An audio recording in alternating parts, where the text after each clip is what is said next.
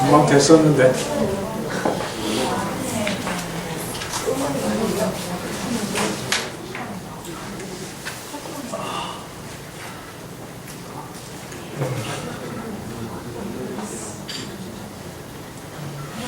깨졌는 모양이네. 그냥 넘어갑시다.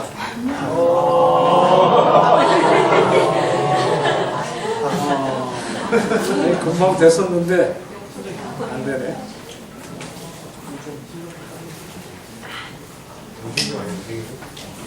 한번 뒤로.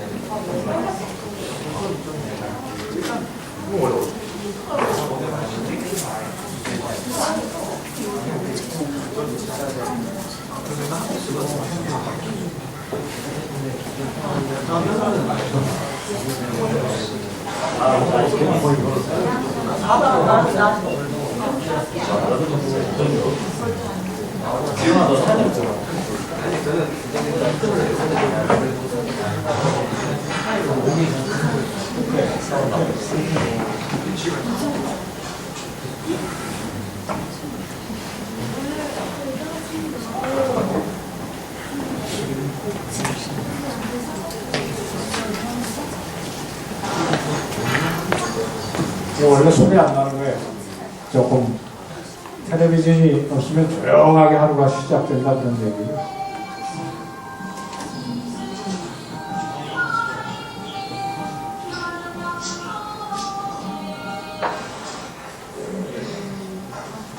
착한 사람이 나쁜 사람이 막 얘기 좀 해봐. 이 아저씨 지금 멘붕이야, 완전. 실제로 이거는 몰래 카메라 설치해 놓고 찍는 겁니다.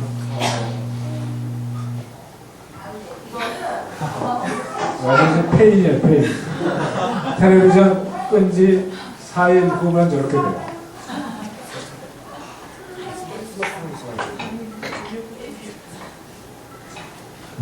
일찍 자게 되고요.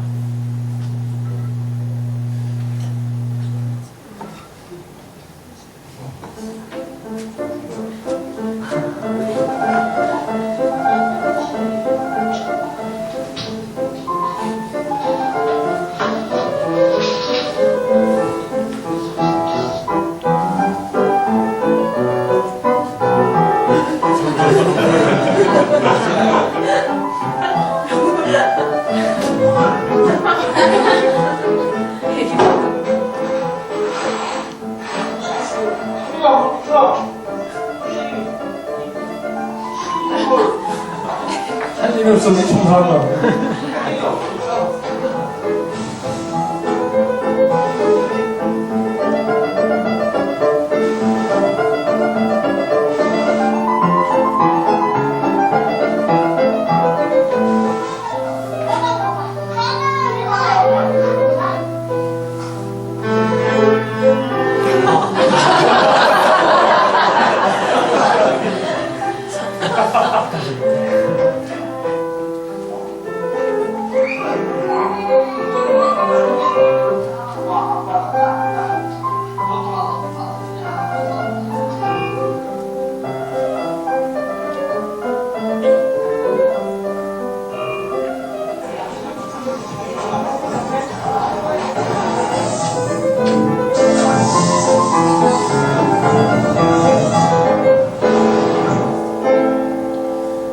교육적이죠?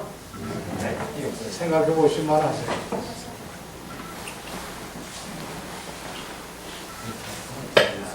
다시 돌아가겠습니다. 그래서 이제 분별력에 대한 얘기 조금 하고 질문을 좀 받아볼까 싶습니다. 이게 원래 찍은 사진인데 신문에 만약에 이렇게 잘라서 이걸 냈으면은 이거는 굉장히 잔혹한 그림이 되겠죠. 이쪽만 냈으면 전혀 다른 얘기가 되거든요. 이게 이제 이미지를 미디어가 어떤 식으로 조작하느냐 하는 것에 뭐 교과서에 쓰여졌던 그림입니다. 그럼 뭐 얘는 우리 주변에도 많이 볼 수 있습니다. 오래됐습니다만 10년 전 11월 10일에 일면 기사인데 어느 신문인 것 같으세요? 똑같은 날 실린 신문이에요. 이건 어느 신문일 것 같습니다. 뻔한 거죠. 이건 한겨레였고 앞에는 조선일보였습니다. 뭔가 이명박 대통령이 시장 때인데 잘못해갖고 사과를 하러 나왔는데 조선일보는 이걸 실었어요. 똑같은 날입니다. 경향신문에 이렇게 실었어요. 이건 다른 스토리가 되거든요. 이건 오만하고 거만 스포츠머니 넣고 애플이 이게 정말 유명한 얘기죠. 아이폰 마지막으로 이 사람이 선전하러 나왔을 때 얘기인데 이 유명한 그림입니다.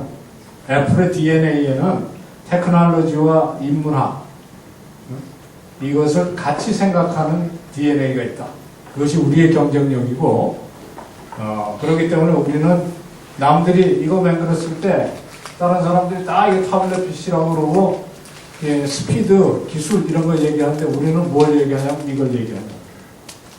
테크놀로지와 리버럴 아트, 인문학과 기술을 늘 같이 생각하는 DNA가 우리에게 있고 그렇기 때문에 우리는 앞으로 이 시장에서 오랫동안 경쟁력이 있을 것이다. 그렇게 이게 뭐냐면 이게 분별력이에요. 특별히 기독교인들 같은 경우에 우리가 문화 속에서 삽니다. 문화 밖에 살 수가 없어요. 우리는 이 땅에 삽니다. 적어도 하나님 나라 올 때까지는 사는데 중요한 거는 우리의 분별력이 어디에 있느냐 하는 것이 문제겠죠. 그것이 우리를 독특한 사람이 되게 하는 거거든요. 뭐 비디오가 있는데 제가 그냥 넘어가도록 그렇게 하겠습니다. 이 얘기 나간 다음에 제일 열받은 기업이 어디인지 아세요? 삼성이었습니다. 그리고 구글. 그래서 구글 회장이 냅다 나와서 뭐 한 얘기가 뭐냐 2011년에 6,000명을 박사급을 채용할 텐데 그중 5,000명은 인문학 출신 채용하겠다고 그랬어요. 실제로 그렇게 했는지 잘 모르겠어요. 근데 정말 이렇게 얘기했어요. 그리고 이거는 스티브 잡스 얘기인데 소크라테스와 식사할 수 있다면 애플 기술을 모두 다 내놓고 그때 그 스티브 잡스의 자서전 나중에 누가 쓴 거에 보니까 나를 오늘날 있게 만든 것은 동네 도서관이었다. 그렇게 얘기한 것들이고요. 삼성은 이거 열받아서 뭘 만들었냐면 삼성의 무슨 연구소를 만들었어요. 그 셀이라고요. 그 접속할 수 있는 저도 들어가서 그 K-팝 발표할 때 제일 중요한 자료가 거기 있더라고요. 그런 인문학적인 문화 연구들을 해요. 이 기술적인 우위를 점하기 위해서. 이게 세상도 이걸 합니다. 그러니까 기술이라는 건 하드웨어 기술보다 그 자크 일룰의 유명한 말처럼 가장 중요한 기술은 결국엔 커뮤니케이션 테크놀로지예요. 그게 인문학입니다. 인문학 그게요 괜히 나오는 얘기가 아니에요. 이게 이제 셀이 보고서 중에 하나인데 셀이라는 게 삼성 일렉트로닉 리서치 인스티튜트인가 그래요. 근데 거기서 낸 아주 유명한 보고서예요. 그리고 실제로 이 국내 CEO들한테 물어보니까 이렇게 얘기했다는 거예요. 그래서 이제 마지막 결론 이야기인데 결국에 이 문화 분별력을 어떻게 기를 것이냐 하는 이야기를 이렇게 할 수 있습니다. 첫째는 미디어 교육이 필요하고 또 하나는 세계관 교육이 필요하다. 그런 얘기를 드리고 싶어요. 이 세계관 교육이라는 건 기독교인이 아니면 다르게도 얘기할 수 있습니다. 인문학 교육이라고 할 수도 있고 리버럴 아트라고 할 수도 있고 여러 가지 철학 교육이라고 할 수도 있고 그러나 하여튼 인문학적 소양 이게 분별력 교육이라는 거예요. 거기 핵심은 이 비평적 분별력이에요. 내가 지금 보고 듣고 있는 것이 무슨 가치와 의미를 담고 있는가를 자기 나름대로 판단할 수 있는 능력. 이제 아까 제가 소개했던 성경 구절이 바로 그 부분이라고 저는 생각을 하고요. 이게 왜 중요하냐면 인간의 삶은 결국엔 혼자 사는 것이 아니고 문화 공동체의 일원으로 살아가면서 문화의 영향을 받을 수밖에 없습니다. 그런 의미에서 문화라는 것은 제2의 환경이라고 할 수 있습니다. 물과 공기와 같아서 피할 수가 없다. 또 알아야 덜 영향을 받습니다. 모르는 것이 미덕이 아니에요. 아는 것이 필요하다. 여러분들의 경우에 이런 열심히 있으시니까 뭐 더 제가 드릴 말씀이 없습니다만 아는 것은 굉장히 중요한 것이 특별히 기독교인의 삶에 있어서도 이것이 중요해요. 아마 강경우 선생님 강의 안에도 보니까 나오는 얘기인데 이런 얘기. 문화는 자연이 아닙니다. 우리가 삶의 한편이 네이처고 한편이 컬처라면 컬처는 철저하게 인간 기획입니다. 사람이 만드는 것이고 그래서 우리가 보통 무슨 대형 사고가 나면 이게 인재냐 천재지변이냐 그런 얘기를 하는데 사실은 대부분 인재입니다. 대부분 우리 삶 속에서 일어나는 일들은 이게 천재지변인 경우가 드물어요. 예를 들어 지진, 또 쓰나미 이런 것들도 자연이야 뭐 늘 그렇게 어떤 면에 지진이 무슨 재난이 아니잖아요. 원래 그 지진이고 쓰나미고 이런 것들이 폭풍이고 이거는 자연의 어떤 순환의 한 과정인데 그 길에 이제 서 있으면 그런 일들이 벌어집니다. 제가 좀 너무 나이브한 얘기를 하나요? 사실 해변가가 먹고 살 것이 많으니까 모여 살다 보니까 쓰나미 피해가 커지는 거 아니에요? 그런 것을 좀 생각을 해봐야 돼요. 예를 들어 우리가 사는 삶 속엔 자연은 거의 찾아보기 힘들어요. 제가 북한에 그 금강산을 한번 갔던 적이 있었는데 가서 우리나라 최고의 자연이잖아요. 자연 아니더라고요. 이게 볼만한 데는 다 뭐라고 써있냐면 장군님께서 구경하신 곳 이렇게 써있어. 거기 딱 쓰면 장군님 퍼스펙티브로 볼 수밖에 없어요. 그거 자연 아니에요. 그리고 옆에서 시끄럽게 또 떠들어. 며칠 날 장군님께서 오셔서 감탄하시고 가신 곳이고 어쩌고 그거 들으면서 자연을 감상하기가 쉬울 것 같으세요?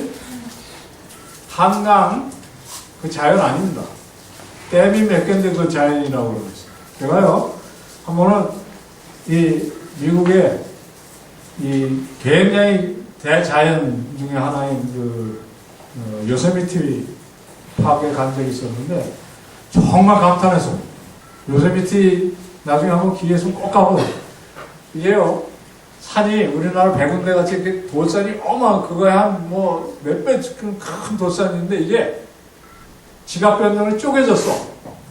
그래가지고 이렇게 그 나무 한 폭이 없는 큰 돌산인데요.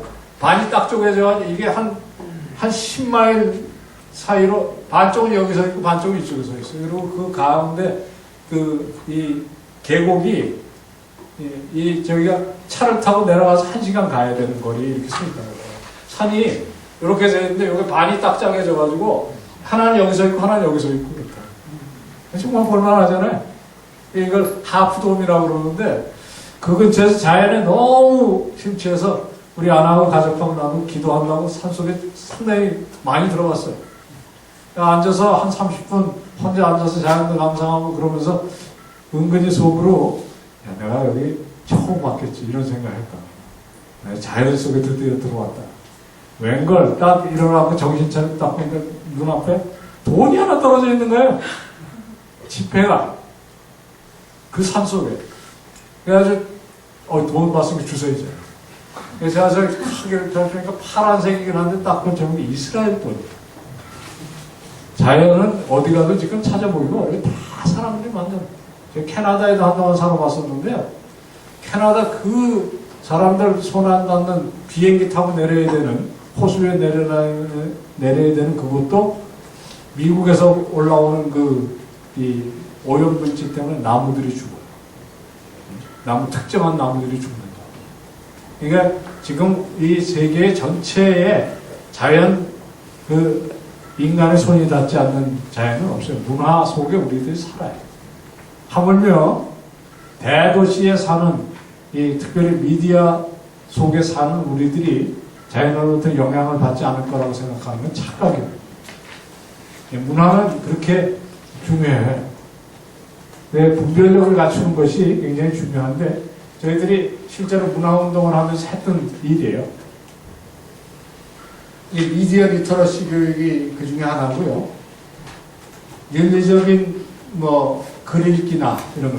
오늘날 문화 비평은 전부 다 뭐냐면 이 정치 이념 비판이든지 아니면 그러니까 내일 우리가 이제 포스모더니즘을 제가 좀 소개를 해드릴 텐데, 포스모더니즘은 철저하게 문화 철학입니다.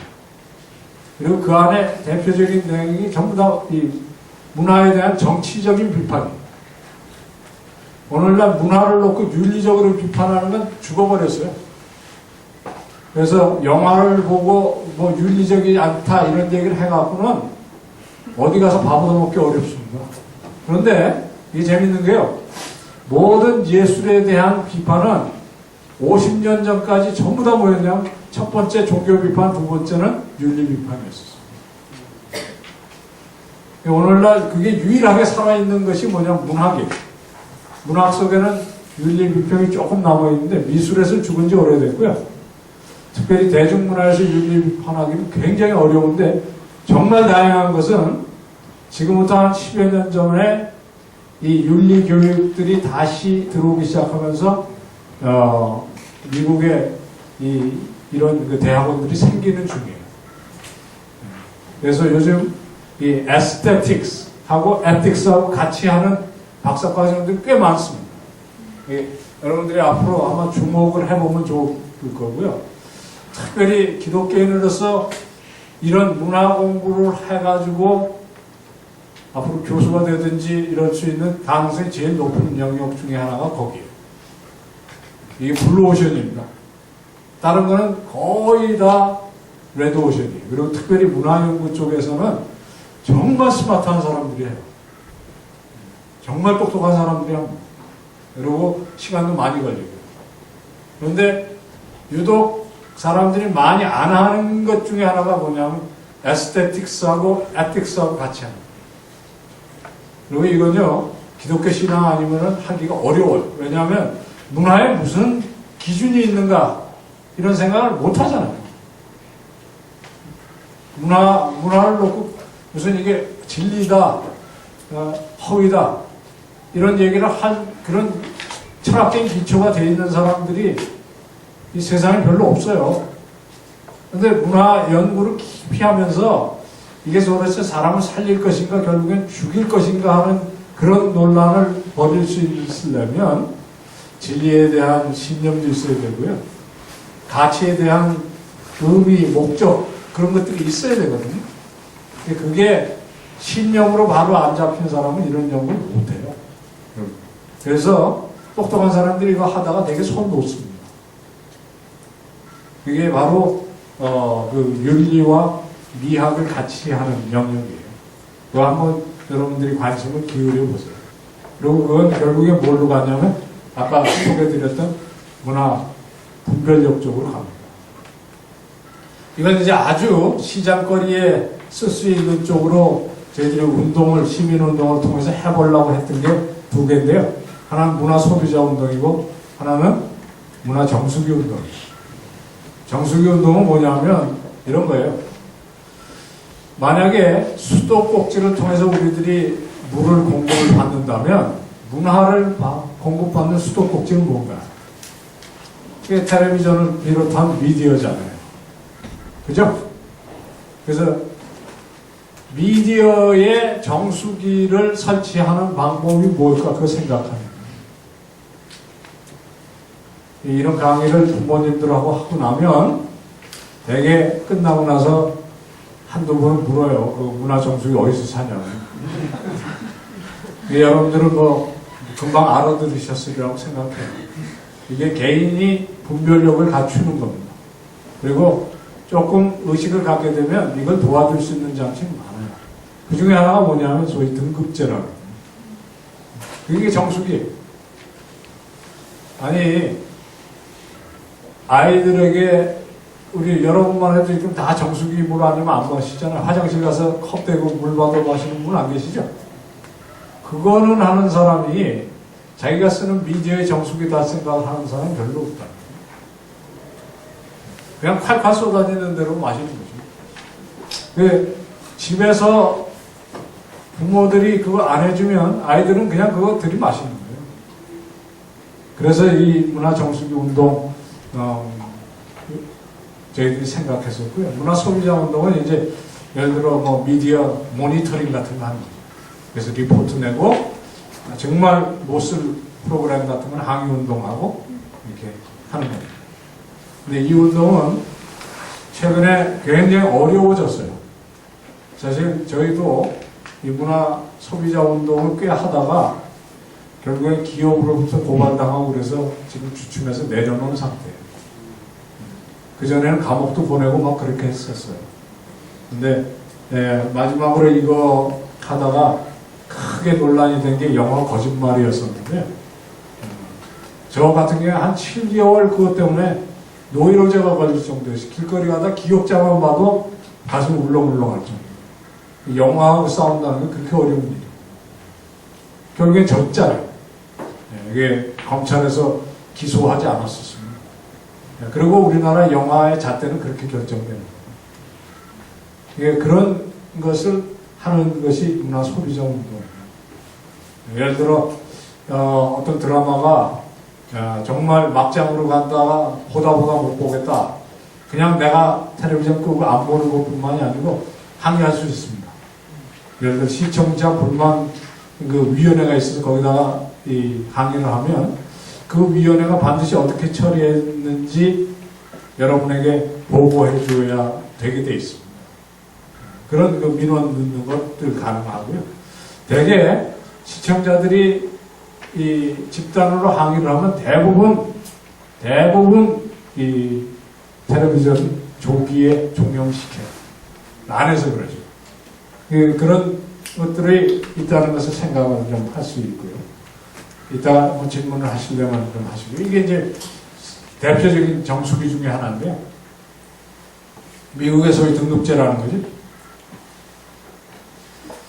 이게 이제 뭐 여기 보시면 제너럴이라고 해서 모든 사람이 다 볼 수 있고 부모가 이거는 지금 소비자 가이드라인이기 때문에 법이 아니에요. 부모가 알아서 애들 조심시키세요. 그게 Parental Guidance Suggested 그 PG라는 등급이에요. 그리고 조금 더 그게 다 강하니까 더 주의하세요. 특별히 13살 미만은 조심하세요가 PG-13이고요. 그리고 이제 이게 18세 등급.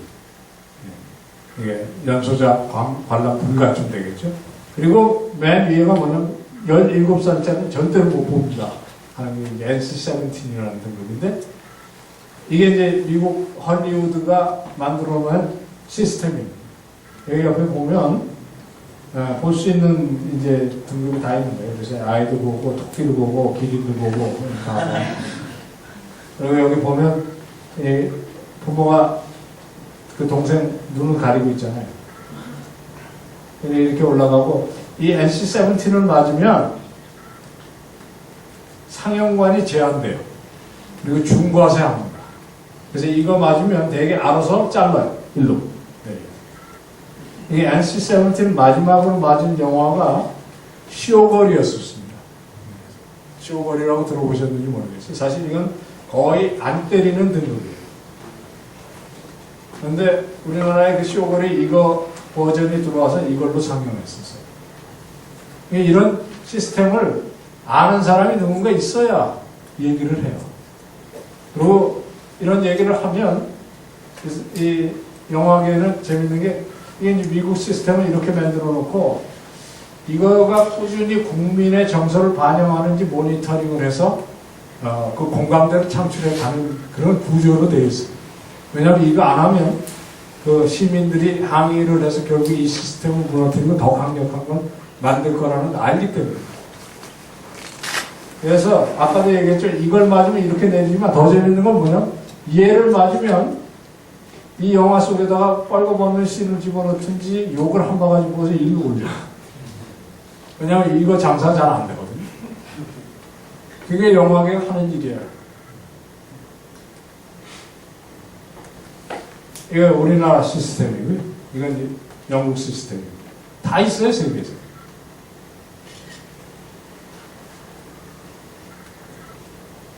이제 재밌는 건데요. 이 사람 포에르바하라고요. 마르크스의 멘토쯤 되는 사람인데 이 사람의 그 유명한 철학적인 격언이에요. 인간은 먹는 것이 그 사람이다. 그래서 이렇게 동그란 거예요. 햄버거, 피자 이런 거 좋아하면 얼굴도 이렇게 동그래집니다. 그런 얘기예요. 그래서 이거 이제 다이어트 쪽에 패러디가 많이 돼서 이렇게 쓰는데 사실 이 사람은 유물론자니까 이런 얘기를 하지만 우리들을 진짜로 만드는 건 보는 것, 듣는 것일 가능성이 많습니다. 이제 보는 것, 듣는 것을 조심하는 것이 필요해요. 왜냐하면 우리가 이 분별력을 갖추지 못할 때 결국엔 우리의 삶을 만들어내는 것이 결국 우리가 보는 것, 듣는 것일 가능성이 많기 때문에 그렇습니다. 넘어갈 거고요. 내가 마지막 비디오인데요. 네, 한번 보시고 생각을 좀 해봅시다. 축제를 시작합니다. 다른 나라, 다른 언어, 다른 사람들. 우리의 음식, 우리 음악, 우리 영화. 19억 명이 즐기는 문화의 축제. 왜 이런 일을 하느냐고 묻는다면 문화는 세상을 움직이는 힘이고 CJ가 제일 잘하는 일이니까요. 문화를 만듭니다. CJ. 별거 아니에요. 실망하셨어요? 이게 CJ가 뭐일 것 같으세요? 뭐의 약자인가요? 저 크라이스트 지저스 아닌가요? CJ가 뭔지 제가 몰라서 묻는 건 아니에요. 이 CJ가 도가니도 만들고 뭐 완두기도 만들고 꽤 영화를 잘 만드는 그룹인데 이 얘기가 중요한 것 같아요. 사실 CJ가 문화를 만드는 건 아니고요. 문화를 만드는 사람이 누군지는 잘 생각을 좀 해볼 필요가 있고요. 참 재밌는 광고라고 생각했어요. 어쩌면 오만한 광고일 수도 있고. 예수 그리스도는 문화의 손님인 적은 한 번도 없습니다. 어느 문화에 들어가든지 변화를 일으키셨죠. 또는 그 문화의 잘못된 것들을 대부분 심판하시는 분이셨어요. 예, 기독교인들이 생각을 해봐야 하는 내용입니다. 예수 그리스도는 문화의 손님인 적은 없었어요. 그건 우리나라 문화가 제일 잘 보여줍니다. 우리나라의 기독교가 들어오면 어떤 좋던 나쁜 쪽이다. 변화가 있다. 개인도 마찬가지고 우리 삶에도 마찬가지. 그 강의는 거기까지인데요. 혹시 질문이 있으시면 좀 이제 질문에 대해서 우리가 좀 시도를 해보십시다. 질문 있으세요? 네. 네.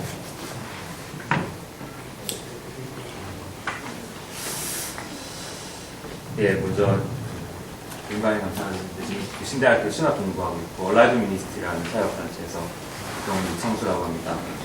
먼저 지금까지 기독교 세계관 관련해서 연구해 오신 분들이 많았지만 문화를 연구하는 사람과 문화를 창조하는 사람 가운데 괴리해서 이 두 가지가 분리되어 있었다면 교수님께서는